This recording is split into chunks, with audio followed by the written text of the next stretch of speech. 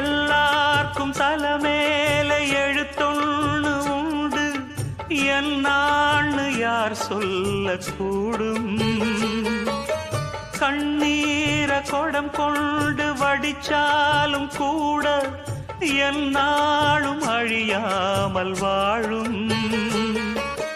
யாரார்க்கு எதுவென்று விதி போடும் பாத போனாலும் வந்தாலும் அதுதான். ஏழையம் வாசலுக்கு வந்தது பூங்குருவி, கோழை என்று இருந்தே போனது கை நழுவி. இதை யாரோடு சொல்ல?